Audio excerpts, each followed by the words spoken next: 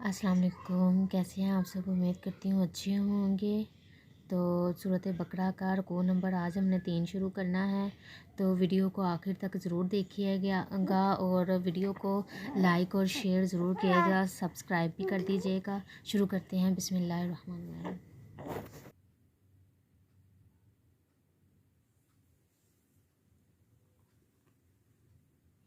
Video को शुरू करते हैं। बिस्मिल्लाहिर्रहमानिर्रहीम। या अय्युहन्नासु, ए लोगो, पूजो रब्बकुमुल्लज़ी, अपने रब को, अल्लाज़ी जिसने खलक़कुम तुम्हें पैदा किया, वल्लज़ीन और वो जो मिन क़ब्लिकुम तुमसे पहलों को पैदा किया, लअल्लकुम ताकि तुम तत्तक़ून परहेज़गार बनो। तुमसे पहलों को लअल्लकुम ताकि तुम परहेज़गार बनो। यहाँ अपने रब को पूजो से मुराद वो ये कह रहे हैं कि इस तरह के पहले ईमान लो फिर इबादत करो, क्योंकि काफिर इबादत का मुकल्लिफ नहीं। या ये कहा जाए कि ईमान लाना भी इबादत है, तो मानी ये हुए कि ए काफिरो, अपने रब पर ईमान लाओ जिसने तुम्हें पैदा किया। इसके बाद ये मिन क़ब्लिकुम लअल्लकुम तत्तक़ून में अल्लाह ताला फरमा रहे हैं कि ताकि तुम परहेज़गार हो। इससे मालूम हुआ कि अपने बाप दादों पर एहसान अपने पर एहसान है। इसलिए रब ने फरमाया, रब ताला ने हमसे पहलों की पैदाइश का जिक्र फरमाया, लिहाजा रब ने जो दर्जे और मर्तबे हमारे नबी को बख्शे, इनका हम सब पर एहसान है। अल्हम्दुलिल्लाह, हमारे लिए ऐसे महबूब नबी की उम्मत में होना फ़ख्र है जो किसी उम्मत को हासिल ना हुआ। अब हम इनमें एक और चीज़ भी कर सकते हैं, जैसे ये है तफसीर नंबर 1 और ये है तफसीर नंबर 2। तो हम इसको आधा आधा भी करके, यानी थोड़ा सा जहाँ तक ये है वहाँ तक अरबी का तर्जमा करके हम इसकी तफसीर याद कर लें। फिर उसके बाद जो आगे तर्जमा आ रहा है उसको तर्जमा करके फिर उस तक जो तफसीर आ रही है हम वो कर लें। इससे भी हमारे लिए आसानी होगी। तो लअल्लकुम तत्तक़ून में परहेज़गारी में रब तआला फरमा रहा है, ये उम्मीद बंदे के लिहाज से है, ना कि रब के लिहाज से। इससे मालूम हुआ कि कोई शख्स अपने अमाल पर यकीन ना करे कि वो कबूल होंगे, बल्कि उम्मीद भी रखे और खौफ भी। यही असल ईमान है। यह भी मालूम हुआ कि खुद अमाल परहेज़गारी नहीं बल्कि परहेज़गारी का ज़रिया है। असल परहेज़गारी दिल का तकवा है, जो कभी नेक अमाल से और अक्सर किसी निगाह से हासिल होती है। यानी हम नेक अमाल करते हैं तो हमें ये ना हो कि हमने नेक अमाल कर लिए, हमने नमाज़ पढ़ ली, हमने रोज़ा रख लिया तो हमारा रोज़ा कबूल हो जाएगा, हमें उसका सवाब मिल जाएगा। नहीं, इस बात का डर भी होना चाहिए, खौफ भी होना चाहिए कि हमने इबादत की है तो पता नहीं अल्लाह ताला को हमारी इबादत पसंद भी आएगी या नहीं, या जिस तरीके से हमने अपनी इबादत को किया है, पूरा किया है, क्या हमने वो सही तरीके से की है, क्या अल्लाह ताला को वो सही तरीका पसंद आया है। तो हमेशा इस चीज़ का खौफ भी होना चाहिए और अल्लाह ताला से उम्मीद भी होनी चाहिए कि अल्लाह ताला हमें ज़रूर बख्श देगा, हमारे अमाल को कबूल फरमा लेगा। इसके बाद अल्लाह जी वो जिसने जाअला बनाए लकुमुल अर्दा, तुम्हारे लिए ज़मीन फिराशन बिछोना, व समा और आसमान बिनान अमारत बनाया। यहाँ पे जाअला का मतलब करना, किया, बना, कुछ इस तरह से। और बिनाअन का मतलब अमारत भी है जैसे तर्जमे में है, और इसका मतलब छत भी हो सकता है। लेकिन छत आमतौर पर हम घरों के लिए इस्तेमाल करते हैं, तो ज़्यादातर यहाँ पे हम दोनों तर्जमा कर सकते हैं। मतलब हम इमारत भी यूज़ कर सकते हैं, छत भी यूज़ कर सकते हैं। वहाँ अनज़ला और उतारा मिनस समाई, आसमान से पानी फ़ाखराजा, तो निकाले भी ही उससे मिनस समाराती फल, रिज़्क़ल्लकुम तुम्हारे खाने को, कुम ज़मीर जो है वो फलों की तरफ है। फला तो ना तजअलू, ना ठहराओ। देखें यहाँ पे जाअला का मतलब था बनाया, यहाँ पे तजालू का मतलब क्या हो रहा है, ठहराओ। للہ اللہ کے لیے، اندادن برابر والے، وانتم اور تم، تعلمون جان بوجھ کر، یا یہ بھی کر سکتے ہیں اگر تم جانتے ہو، جان یہاں پہ عربی میں جان بوجھ کر استعمال ہوا ہے۔ تو اس میں آسمان کی طرف سے یعنی بلندی سے، یا آسمان کے اسباب سے کہ سورج کی گرمی سے سمندر سے بخارات اٹھے اور اوپر زمحریر میں پہنچ کر جم گئے، پھر ٹپک پڑے، لہذا بارش آسمان سے ہی ہوتی ہے۔ خیال رہے اس سے پہلی آیت میں ایجاد کا ذکر تھا، اس آیت میں بقا کے ذریعہ کا ذکر ہے جو نعمت پر نعمت ہے۔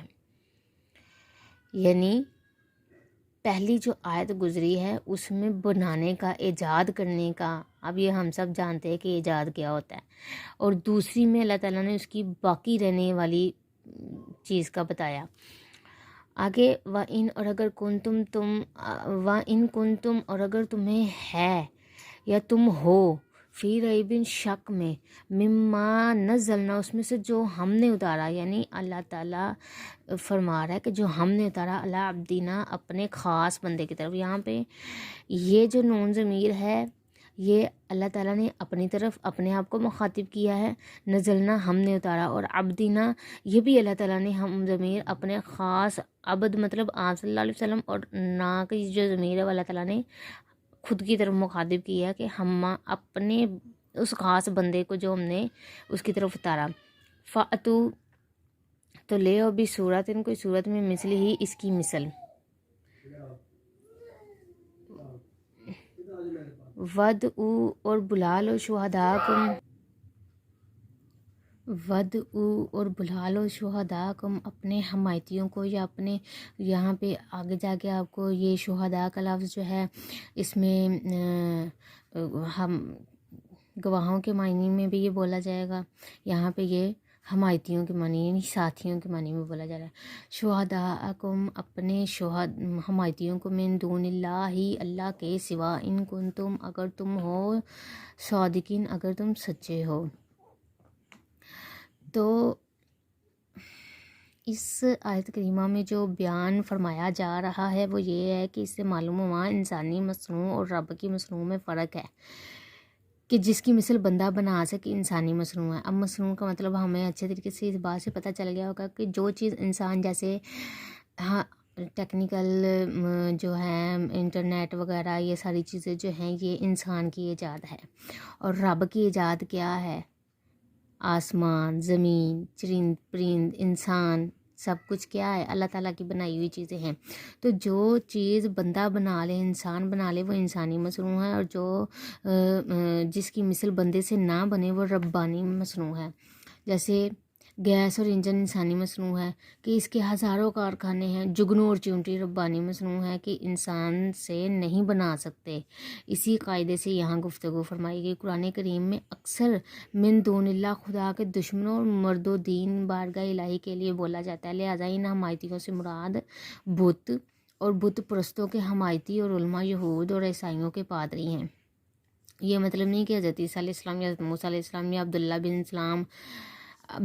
عبداللہ بن السلام یہاں یا کعب احبار وغیرہ کو بلا لو، جیسے رب فرماتا ہے انکم وما تعبدون من دون اللہ حسب جہنم، یہاں بھی من دون اللہ سے مراد مرد و دین بارگاہ ہیں، نہ عیسیٰ علیہ السلام نہ عزیر علیہ السلام، اگرچہ ان کی بھی پوجا ہوتی ہے۔ یعنی یہاں پہ ان کے بت اور بت پرستوں کی حمایتی ہیں جو، اور علماء یہود اور عیسائیوں کے پادری ہیں جو مطلب کہ بھی پوجتے ہیں اللہ کے سوا کسی اور کو پوجتے ہیں اور اللہ کو نہیں مانتے، اس کی بنائی ہوئی تخلیق کو نہیں مانتے، انبیاء کرام کو نہیں مانتے، ان کے بارے میں اس چیز کو مخاطب کیا جا رہا ہے۔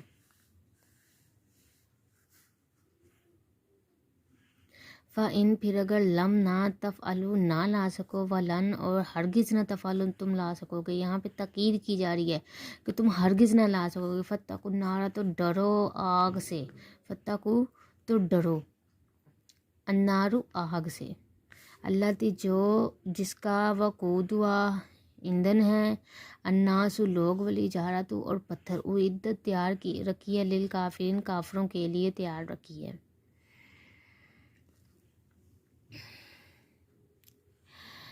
اس آیت کریمہ میں وہ پتھر جن کی کفار پوجا کرتے ہیں یعنی بت، اس سے معلوم ہوا کہ وہ درخت، چاند، سورج، تارے وغیرہ سب دوزخ میں جائیں گے، مگر عذاب پانے کے لیے نہیں بلکہ عذاب دینے کے لیے۔ اسے سنگ اسود اور مقام ابراہیم خارج ہیں، اگر کبھی کفار ان کی پوجا بھی کر لیں مگر یہ جنتی پتھر ہیں، جیسے کہ حضرت عیسیٰ علیہ السلام، حضرت عزیر علیہ السلام، اگرچہ عیسائی اور یہودی ان کی پوجا کرتے ہیں مگر وہ چنتی ہے، لہذا الحجارۃ میں الف لام عہدی ہے۔ اس سے دو مسئلے معلوم ہوئے، ایک یہ کہ دوزخ پہلے سے ہی پیدا ہو چکی ہے کیونکہ وہ عدت ماضی کا صیغہ ہے، دوسرے یہ کہ مومن کو دوزخ میں ہمیشگی نہ ہوگی، کافر کبھی وہاں سے نکلے گا ہی نہیں۔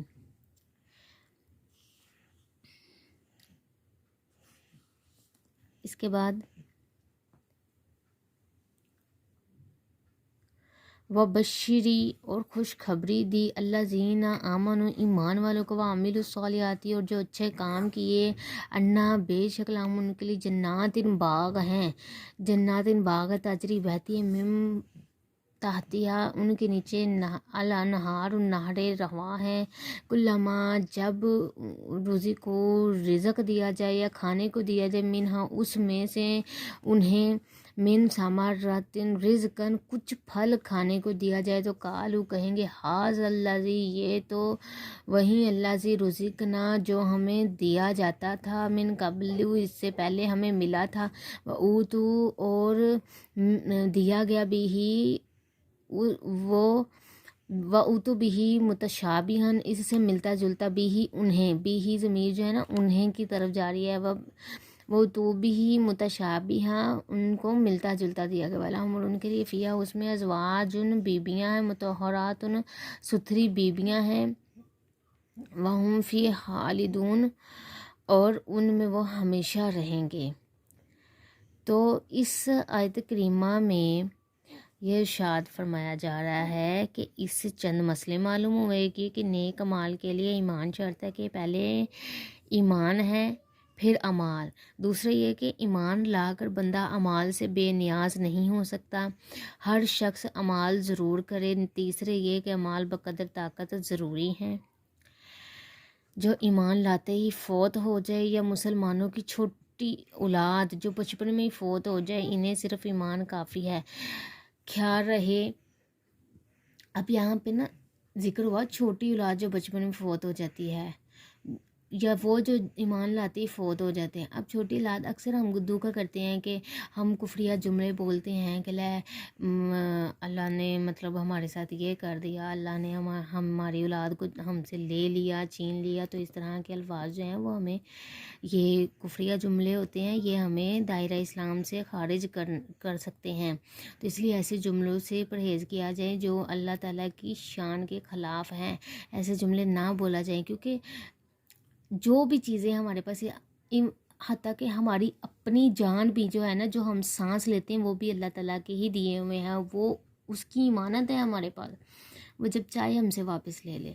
تو اس لیے اس چیز کا اکثر عورتیں کہتی ہیں، اکثر سنا ہے یہ جملے سنے ہیں کہ جب کبھی بارش ہو جائے اور کسی نے کپڑے دھونے والی مشین لگائی ہو تو لے اللہ نے ہون نہیں بارش کرنی سی، یا کوئی صفائی کر رہا ہو تو ہوا چل پڑے تھے، لے اللہ نے ہون ہوا چلا دیتی۔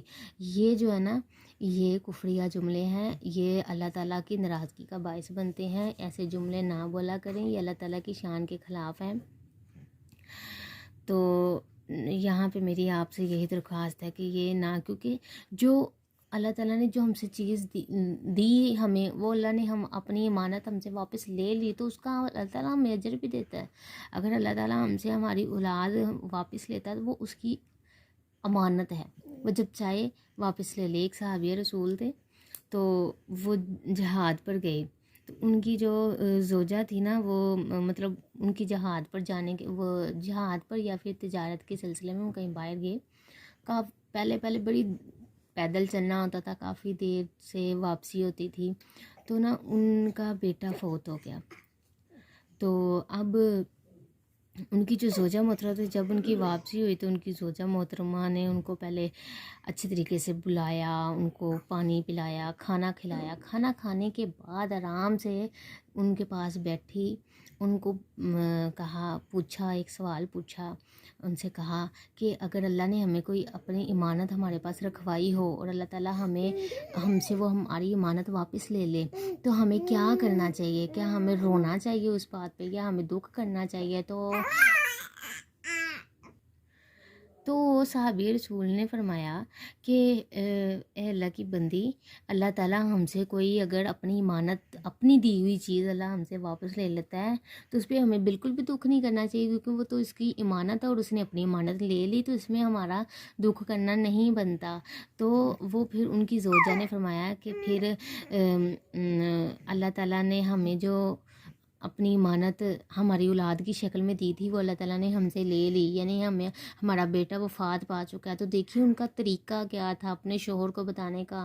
آج کل کی جو بیوی ہیں وہ مطلب کہ شوہر تھک کے ہار کے باہر سے آتا ہے تو آتے ہی وہ مطلب کہ بھی سوالیہ جملے اور وہ ناراضگی والے جملے، لڑائی جھگڑوں والے جملے بولنا شروع کر دیتی ہیں۔ تو ان سب چیزوں سے پرہیز کیجیے۔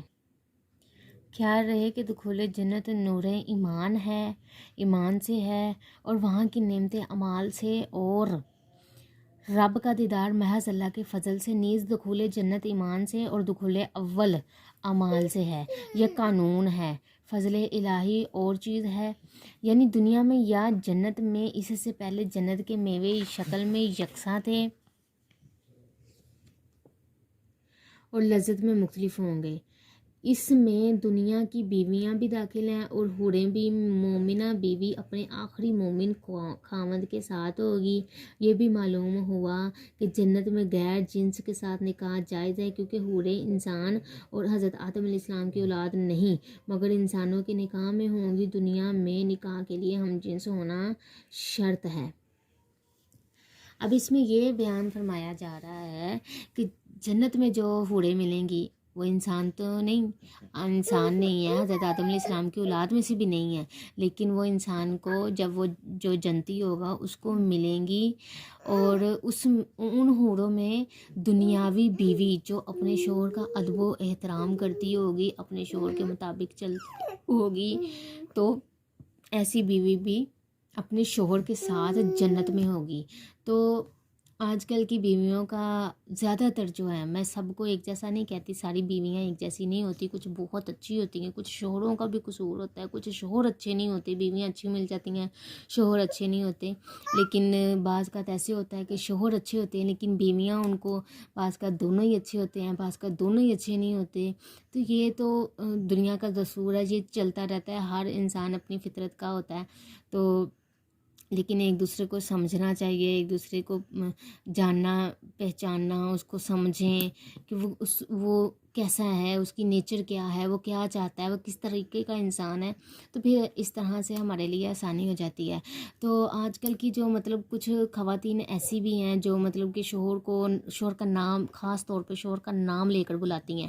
شوہر کا نام لے کر نہیں بلانا چاہیے، یہ تعظیماً حکم دیا گیا کہ شوہر کی عزت کرتے ہوئے اس کا نام نہ لیا جائے، اس کو ویسے پیار سے مخاطب کیا جائے، اس کا نام لے کر اس کو مخاطب نہ کیا جائے۔ تو اس کے علاوہ شوہر کی بہت زیادہ عزت کی جائے، احترام کیا جائے۔ دیکھیے شوہر کی وجہ سے ہی دیکھ لیں کہ جو بیویاں مطلب اپنے شوہر کی خاطر داری کرتی ہیں، ان کے مطابق چلتی ہیں، ان کی فرما بردار، ایک لفظ میں اگر بولا جائے تو فرما بردار بیویاں جو ہوتی ہیں وہ اپنے شوہر کے ساتھ جنت میں جائیں گی، تو اس لیے وہ بھی جنتی ہوں گی۔ تو آپ صلی اللہ علیہ وسلم نے بھی فرمایا کہ اگر مطلب کہ بھی اللہ تعالیٰ کے بعد کسی کو سجدہ کرنے کا حکم ہوتا کسی انسان کو، تو میں بیویوں کو حکم دیتا کہ وہ اپنے شوہروں کو سجدہ کریں۔ تو شوہر تو مجازی خدا ہے، تو اپنے شوہر کی عزت کیا کیجیے، بڑے ادب و احترام سے، بڑے پیار سے اس کے ساتھ پیش آیا کریے۔ امید کرتی ہوں آپ سب کو ویڈیو اچھی لگی ہوگی، آخر تک ضرور دیکھا کرے، یہ میری محنت ہوتی ہے۔ اللہ نگہبان، اللہ حافظ۔